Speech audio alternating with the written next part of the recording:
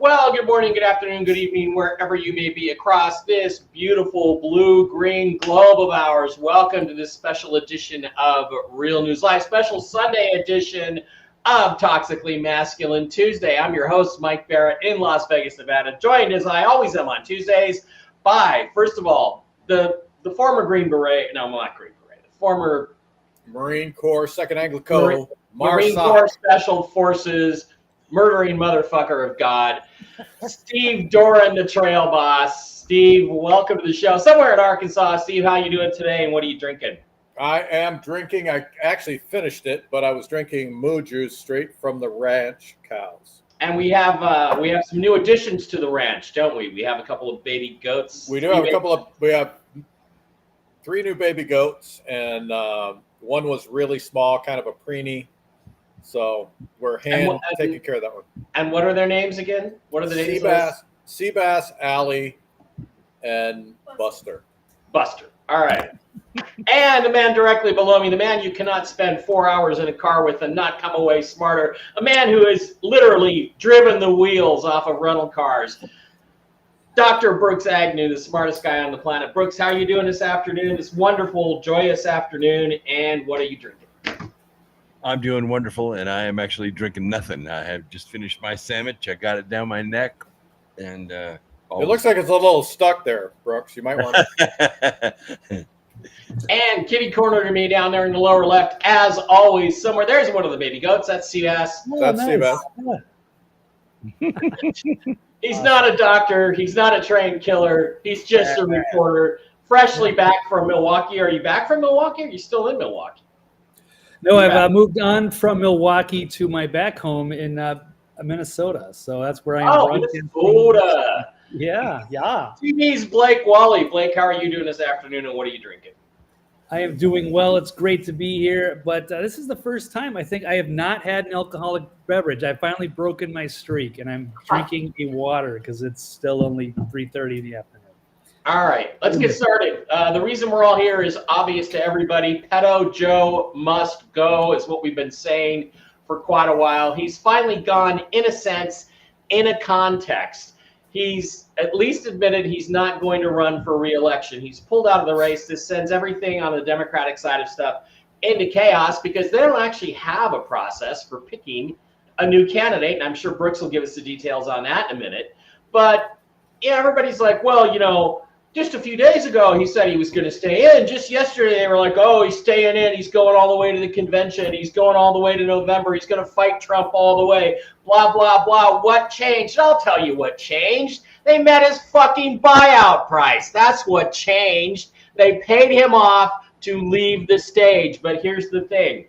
From my perspective, that's not good enough. As Mike Johnson, I got to give Mike Johnson a little bit of credit, the Republican Rhino Speaker of the House, said, hey, if he's not fit to run for the office, he's not fit to serve in the office. Pedo Joe has to go, and we have to push now, I think, for the resignation of Joe Biden. And to the credit of some of the Republicans, they're actually coming out and saying that for a change. So actually, Blake, why don't I start with you? What do you think about this news? Where were you when you heard it? And does it make you happy? Is it just the beginning or the beginning of the end? Well, it's an interesting perspective to say that it's going to happen if he's going to like an extended lame duck period when everybody knows he's not fit.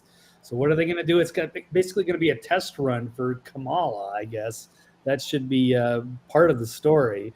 And also is the DNC as they try to find the right ticket that they think can compete with Trump. Well, trying to keep a lid on the brewing civil war behind the scenes they must be having, trying to cut deals or fight over who gets the seats of power. So it's going to be explosive and very exciting. It makes Chicago that much more exciting in a few weeks at the convention, when they're going to have to come to some major decisions and get everybody on the same page. So we're watching history. This is awesome to be a part of this. And we're watching history, even if you take it outside of the context of Q and Trump and all that stuff. So, Steve Doran, Trail Boss. Yes, sir. This guy has endorsed Kamala Harris, his sitting vice president, who is not an American, not black, not certified or qualified to be president of the United States. And it's interesting because the Clintons came out and backed Kamala. The Obamas did not back Kamala directly, although there's supposed rumors that Michelle Obama, also known as Mike, what was his name? Mike Richards? I don't know. But they're not publicly backing Kamala Harris. So what did you think when you heard this news, and is it enough? I mean, I think personally, Joe has to resign off the office, and then before the election in November, needs to be tried for corruption, bribery, treason, and diddling. What do you think? I would agree with you 100%. But what I'm looking forward to, when I heard the news, and then I found out that Joe Biden had made statements about Nancy Pelosi and Barack Obama, I am waiting for the fireworks to begin. I'm waiting for, unless Joe goes gently into the night, I'll leave it at that so we don't get kicked off YouTube. Unless he goes gently into the night, I can't wait for him to start pulling the trigger on those two. That is going to be just wonderful to watch. It will be more exciting than if you were the Federation sitting back watching the Romulans, Klingons, and Gorns all go at each other. Brooks, where were you when you heard this? What do you think? What are your first thoughts? And they can't be serious about nominating Montel Williams' side chick to be president. Can they? Can they be serious about that, Brooks? No, I don't think so. But I was actually at the gym when I heard it, but it was really not a surprise because we've been talking about this for a couple of months. Right. And, this is a little bit of 5D chess, but it really is not that complicated. It's more like a pump shotgun. So the rounds are already in the chamber, so to speak. And once Biden, and you're right, they probably met his buyout price, which probably had a combination of, we'll let you go by natural causes, and we'll let you keep all your money. And I think that's enough. I don't think they had to pay him any additional, because I think Jill finally sees the handwriting on the wall. She's got a massive pardon coming anyway because of her involvement in all the NGOs that are laundering a lot of this cartel money. She's going to have to be pardoned ahead of time. There'll be secret pardons all through this thing. But once he said, I'm not going to run again, this is no longer an LBJ movement. When LBJ said, I'm not interested in running for president, that was plenty of time to give the Democrat Party to get their feet and get things going. This isn't like that, because LBJ was physically capable. He just didn't have the fire in the belly to do it. Biden has the fire in the belly, but he's demented. He's not physically capable of doing it. That's why he's resigning, or at least saying, I'm not going to run any further for the good of the party. Notice it wasn't on presidential letterhead. It was just on whatever letterhead out of your printer. But don't you have to be president to use presidential letterhead? I'm sorry. I think you're supposed to. Yeah. Very good point. The point is that if and of course Ron Johnson, what he did is he cocked the gun and got the next bullet ready, which is, if you're not fit to run, you're not fit to serve. So not only do you not get to run, you don't get to stay in the White House. So now they're looking at switching positions. But if Kamala takes the president, there's another round after that one, and that round rests with the Supreme Court, because lawsuits will immediately be filed, and this is going to be fun to watch. They'll be immediately filed for, as you mentioned, her qualifications as president, that she's not a U.S. citizen, she's not a natural-born citizen, well, she is a U.S. citizen naturalized, and also native-born, but she's not natural-born, which is what you need to be in the Federalist Papers to serve as president. It's never been tested before in court. There's no sense testing it now until Kamala's sitting in that seat. Once she's sitting in the seat, the lawsuits will be filed, and the Supreme Court will make the right decision. So it's all wide open as far as the Democrats are concerned. And what we're really looking at here, big picture, step back a little ways, is the end of the Democrat Party as we know it. The end of it. That would be All literally. right, can I ask Brooks a question real quick? You can crosstalk, yeah. All right. So, Mr. Brooks, do you think that there's enough time left to remove him before the end of his term? Yes. Yeah, that could happen in a matter of minutes, really. Two branches of government invoking the 25th Amendment, Kamala pulling the cabinet together, invoking the 25th Amendment, he can be removed from office, like in 8 hours. Okay. Yeah, and so that would still give them 2 or 3 weeks before the convention. But then, yeah, it becomes the question gets raised is Kamala Harris actually eligible to be president? Like you said, that's probably going to be challenged, and it may not be challenged if you could meet her price. Right, she has a price too. Right, and you're right. If you meet her price, she may just step aside, saying, "I don't want all this strife and conflict, so I'm going to step aside and let you guys sort it all out. Thanks for the blow. See you, Joe." That's what I think. That's what definitely a possibility. The other thing is, that they want her to be president for some brief period of time. I've heard previously anywhere from 15 minutes to 2 days. Yeah. And that's so we can have the first black president who isn't actually black. She's just Indian. She's not black. She's East Indian. So I don't know what happens there. The cackling hyena is a terrible candidate, and they're trying to say, oh, she polls better against Trump than Biden does. No, she doesn't. She polls worse against Trump, depending on which polls you believe.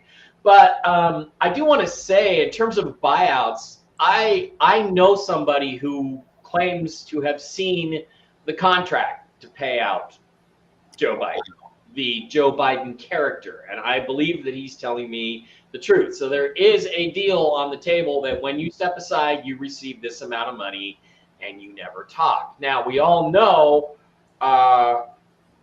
they don't like to pay that money, and why pay the money to a guy when you can plausibly remove him from the gene pool in other ways? Like, oh gosh, poor Joe just never recovered from his COVID bout, and here he is gone. So let's phrase question number 2, and I'll start again with you, Blake. Thinking about that, what do you think the possibilities are, percentage-wise, the chances that Joe Biden physically survives in the office of the president until January? What do you think the odds are of that? And 2, when and how do you think they'll take him out? What are your thoughts?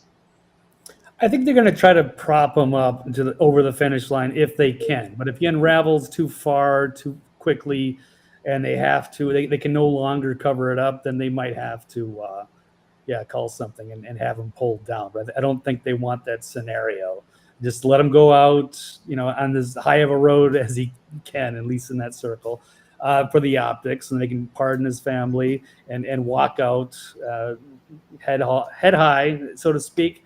But no, otherwise it's going to be a disaster with Kamala as the president. And I agree, Mike, she'd be very smart to take any deal they can throw at her within reason. I don't know if she thinks she can handle it, but if she does, that sounds even more dangerous. And whoever's pulling her strings, then who's actually running things?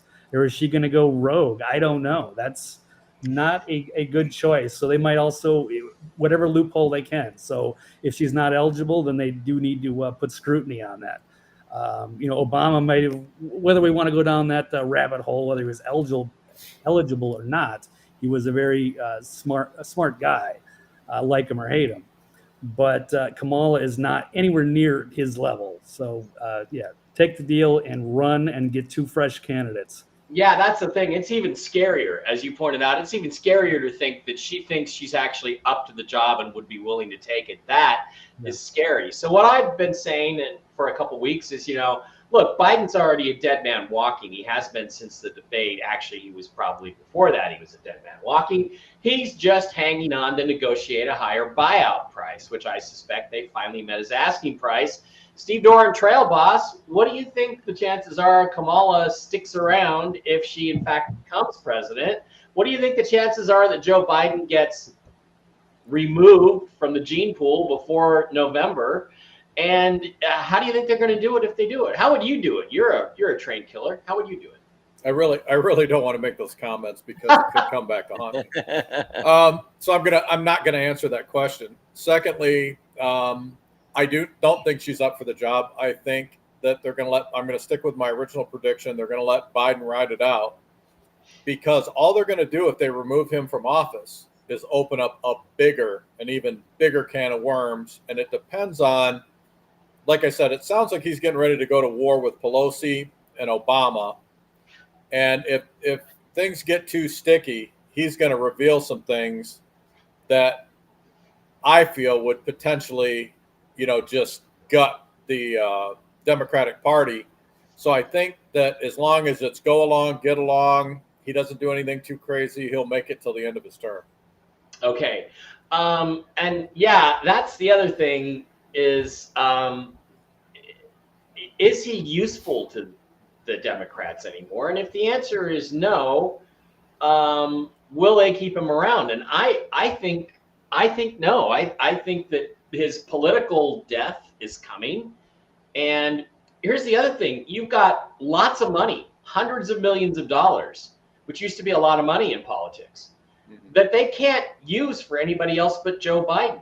Yep. So unless he passes away in office or is 25th amendmented, removed for incompetence, for medical incompetence. So knowing how greedy Democrats are, Brooks, am I wrong? I think the odds are just increased that he meets an untimely demise politically or physically very soon, don't you? It's true. And it's not just the money. There are 8 states. I mean, there's Nevada, Wisconsin, there's Georgia, Texas, South Carolina. In these states, you cannot remove somebody off the ballot unless they're dead or the 25th Amendment. They don't want to do the 25th because that's a big loss of face for them. So as I have predicted on this program, I'm so embarrassed about it now because it actually happened. But now what they're doing is they've loaded up their next bullet, which is, okay, now MAGA's all mad and they want to take revenge and they're going to go after Joe. So this is a setup to put Joe at room temperature and blame MAGA as a retaliation for what happened on the 13th. So you're saying that they may actually do to Joe Biden what they tried to do to Donald Trump a week ago yesterday. And blame it on MAGA. That's the most important part. Of course. It'll be a dyed-in-the-wool Republican with a red hat on. Oh, yeah. Yeah, of course. But we know he can't die of COVID because he's had the shot. So we know that that's not going to happen. Well, that's the thing. And here's the thing, though, Brooks, I think you made a really salient point there. If they remove him by the 25th Amendment, then the next question is, well, why did you not remove him a year ago, 2 years ago, 4 years ago? You all knew. You elect him. Yeah. And it'll all come out because Right. he had the connections in Ukraine. He had the So connections to the dark money. So then the 25th Amendment is a less than 10% chance of happening. I think they only do that if they absolutely have to. But then more likely it's a death by natural causes, or it's some sort of overt thing that they hope they can turn against Donald Trump and the Republicans. They'll of course accuse Trump of being behind the plot to get Joe Biden. Well, they could Breitbart him. I mean, then it wouldn't be overt, but then he wouldn't be able to blame anyone for it. That's that's what they want to do is they want to be able to blame somebody. They could say, well, Donald Trump's mean rhetoric led to Joe Biden's heart attack. Right. That's not going to fly with anybody. But I mean, Blake, I think he has to be removed from the Oval Office for this whole plot to work, don't you? Blake, am I wrong? I mean, doesn't he have to actually not just be out of the race, but be out of the Oval Office? Yeah, they're in a horrible position, but this is glorious, I guess, for us to watch.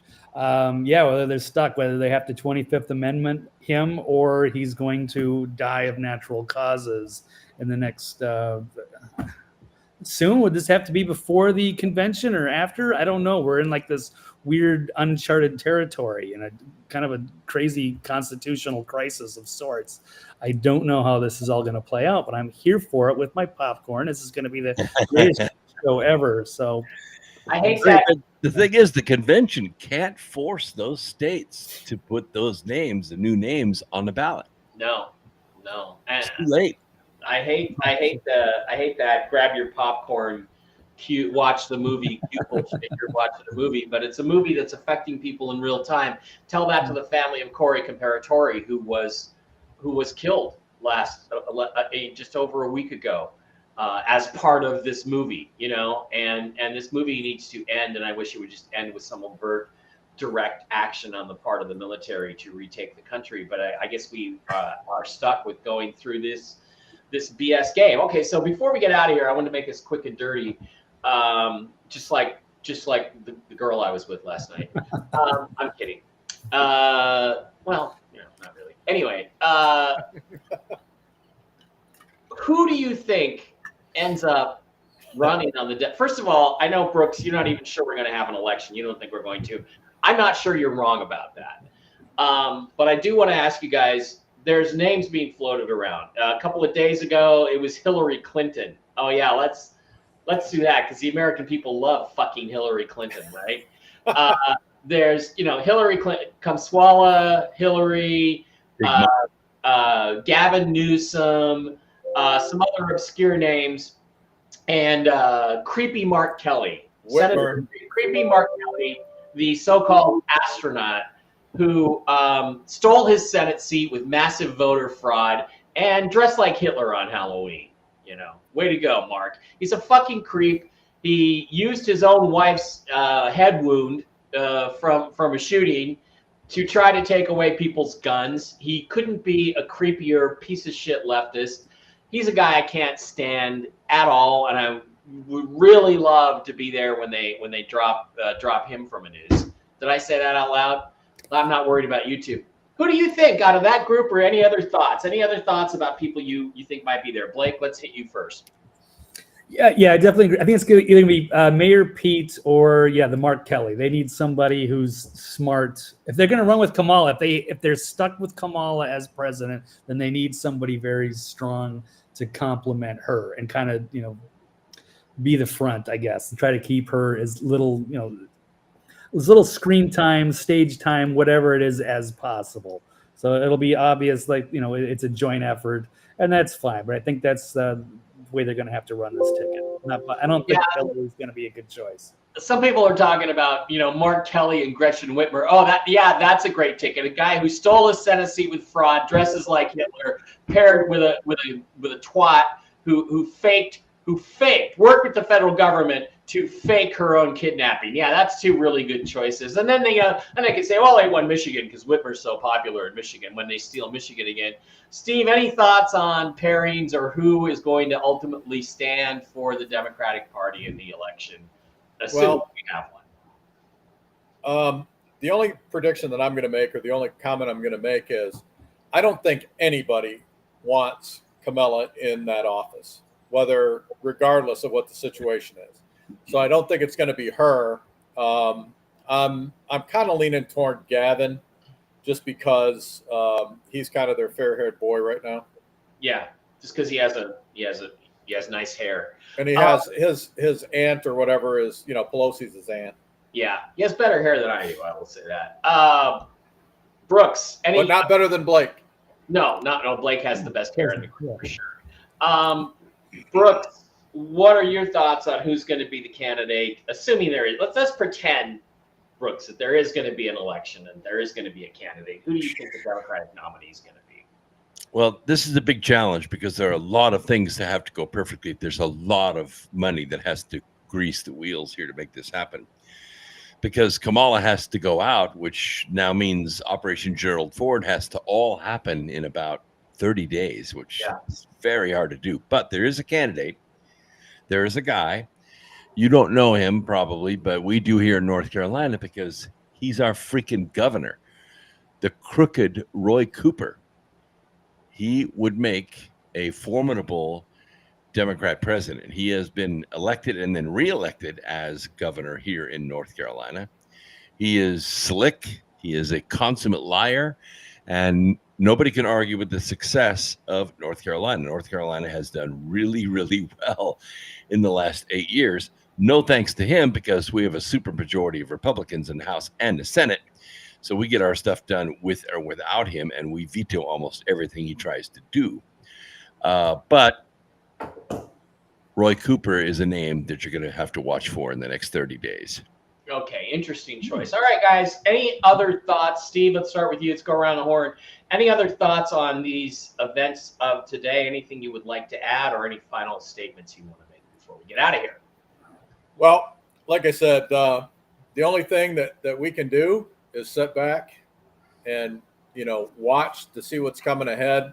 The thing is that, when you look at the Democratic Party, they have absolutely no common sense. So it's kind of like following around a drug dealer in the inner city. Whatever you would do that would make sense or would be commonsensical, they do the direct opposite. So, I mean, that's pretty much the way the game is played with the Democratic Party. So I'm waiting for some real zinger to come out of the left. Interesting. Okay. TV's Blake Wally, any final thoughts or anything you'd like to add to this circumstance that happened today? Yeah, it's going to be a rude awakening for the Democrats and all of the liberals and leftists out there as they get a very painful reality check. And now they're going to try to be – there might be some infighting now between who they're going to put up, which is going to cause a lot of chaos within their ranks. But, they did this to themselves, and they have no one else to blame. Yeah, absolutely. Yeah. Dr. Brooks Agnew, any final thoughts, feelings about this? Well, watch for a lot of people to be bailing out of the ship right now. There are some people that are really close to retiring. There are special rules with the FEC, the Election Commission, that allows you to convert, leftover campaign funds into personal funds if you're retiring. Look for this. It's going to happen in a big way. 6, 8, maybe 10 Democrats going to be out on their way out. Of course, Sheila Jackson Lee, which was a massive swamp creature for a long time, she died of pancreatic cancer, so we don't have to worry about that. But there are 18 to 20 other Sheila Jackson Lees.